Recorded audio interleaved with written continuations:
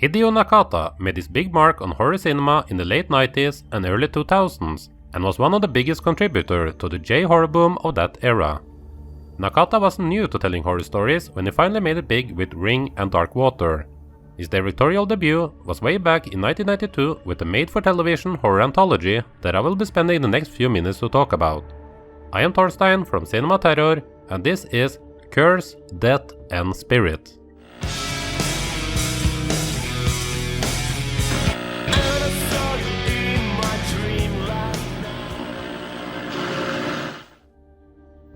Curse, Death and Spirit is only 65 minutes long and contains 3 different ghost stories, all at about 20 minutes each. There is no wraparound or anything like that, just 3 stories that all deal with supernatural entities that have been unable to find peace in the afterlife. The first one is called A Cursed Doll, and starts out with some high school students telling ghost stories to each other.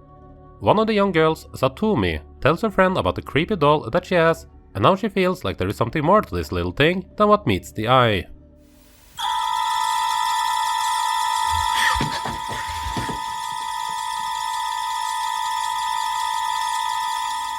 The second one is called Waterfall of the Dead Spirit, and it starts with the death of a family father, leaving his wife alone to take care of their young child. To get their mind off this tragic life event, they head out for a camping trip together with a friend and their 2 children. While out in the woods, they come across a ghost of a woman who are desperately seeking for her own child from the afterlife.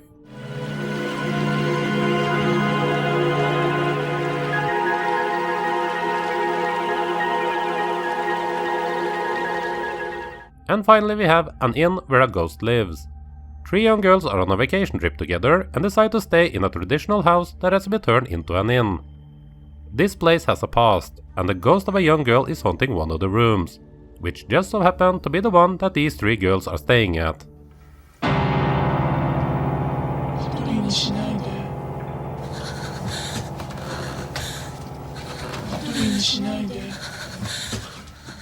I feel like combining all 3 stories together, as they all feel similar and I'm having a hard time separating the quality of them.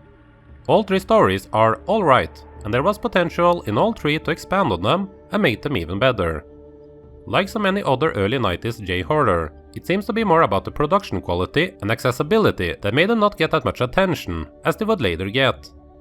I believe these short stories was originally made for television, and it does feel that way.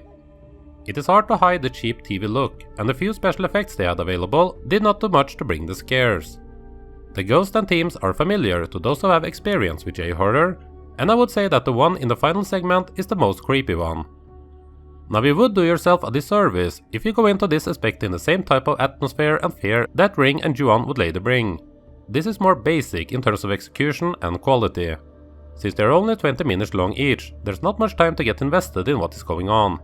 And ghost stories like this needs to either deliver scares right away or have more room to breathe and evolve.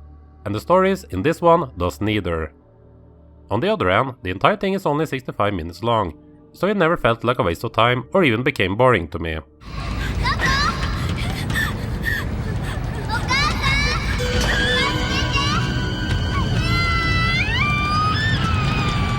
It would go 4 years after Curse, Death and Spirit before Hideo Nakata would return with his 1996 film Don't Look Up. 2 years later he would make his breakout hit Ring, and after that he has been consistently working in the genre, even returning to the Ring franchise with the 2019 film simply called Sadako, based on the last Ring-related novel by Koji Suzuki called Tide from 2013. The most attractive part of Curse, Death and Spirit is to see the groundwork of what would later become such a dominating part of horror cinema for several years. So for that alone, this is worth a watch for big fans of J-horror. For the ones with less experience with Japanese horror films, then there isn't all that much here that I believe would be of interest. You can find this either on its own DVD or as a part of the Tartan Asia Extreme DVD of Chaos. While I found this one to be interesting, I wouldn't call this a good collection of ghost stories. I am giving Curse, Death and Spirit the below average score of 2 out of 5. Has anyone else seen this one? What were your thoughts on it? And if you know of any other great pre-Ring and Ju-on J-horror, then recommend them in the comment section below. I do have a review of the very first Ring film, Ringu Kansenban, another one that was created for television. So if this is something you are interested in, then check out that video as well.